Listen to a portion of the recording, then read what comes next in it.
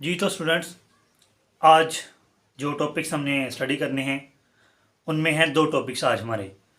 एक है empirical formula और दूसरा है मॉलिक्यूलर फार्मूला या मोलेकुलर फार्मूला बोलते हैं इसे। आज हम इसमें देखेंगे कि इन दोनों में मेन डिफरेंस क्या है। सबसे पहले हम इनकी डेफिनेशंस को देखेंगे डिटेल से और उसके बाद फिर उसकी एग्जांपल्स को देखेंगे। इंशाल्लाह आपको ये दोनों जो टॉपिक्स हैं ये क्लियर हो जाएंगे। तो सबसे पहले है एम्पिरिकल फार्मूला। सबसे पहले इसकी डेफिनेशन देखते हैं। एम्पिरिकल फार्मूला क्या है? It is the simplest whole number ratio of atoms present in compounds. जैसा कि हमें पता है कि simplest whole number ratio of atoms कैसे निकालते हैं। तो रेशियो कैसे निकालते हैं कि जो सेम नंबर्स होते हैं उनको आपस में डिवाइड करते हैं, तो फिर उसको काट आउट करने के बाद उसकी जो हमें सिंपलेस्ट रेशियो मिलती है उसे बोलते हैं एम्पिरिकल फार्मूला। तो एम्पिरिकल फार्मूला के अंदर अगर हमने किसी भी कंपाउंड यानी कि उसके एटम्स को लिखना हो रेशियो के अंदर, तो वो उसकी सिंपलेस्ट फॉर्म बनेगी। तो यहाँ से हमारे पास डेफिनेशन क्लियर होगी कि it is the simplest whole number ratio of atoms present in compounds. जी तो एग्जांपल देखते हैं, आपको क्लियर हो जाएगा कि ये क्या है। एग्जांपल में है कि जैसा कि ये लिखा हुआ है फार्मूला ग्लूकोज का C6H12O6, ये ग्लूकोज है, ये उसका मैंने फार्मूला यहाँ पे लिखा है।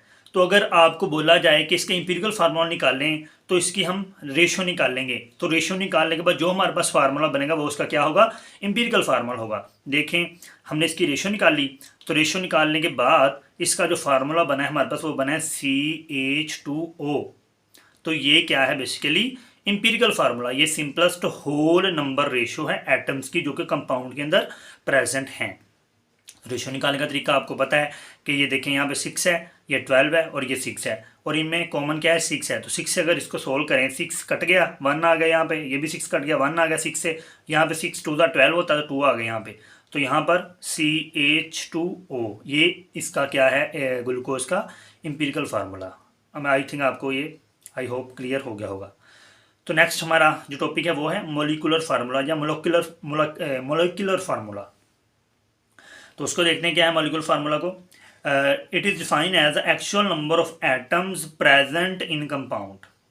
मॉलिक्यूलर फार्मूला क्या है कि अगर किसी भी हम कंपाउंड का मॉलिक्यूलर फार्मूला लिखते हैं तो उसके अंदर क्या है कि वो सारे जो नंबर ऑफ एटम्स कंपाउंड के अंदर प्रेजेंट है वो सारे हम मॉलिक्यूलर फार्मूला के अंदर लिखते हैं। जी तो इसकी एग्जांपल में देखेंगे, ग्लूकोज को लेंगे हम, क्योंकि हमने पहले भी ग्लूकोज को देखा है तो अभी भी ग्लूकोज के देखेंगे।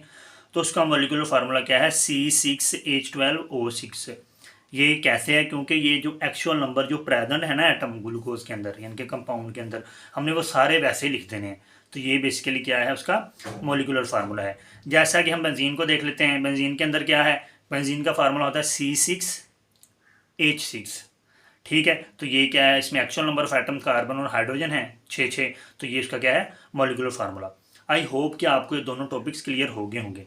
एम्पिरिकल फार्मूला के अंदर हम सिंपलेस्ट होल नंबर रेशियो लिखते हैं एटम्स की कंपाउंड के अंदर, जबकि मॉलिक्यूलर फार्मूला के अंदर हम हूबहू जो एटम प्रेजेंट होते हैं कंपाउंड के अंदर, जो एटम्स प्रेजेंट होते हैं हम उन्हें वैसे ही लिख देते हैं। तो आई होप आपको इसकी समझ आ गई होगी डेफिनेशन और एग्जांपल्स की। अपना ख्याल रखिएगा। अल्लाह हाफिज़।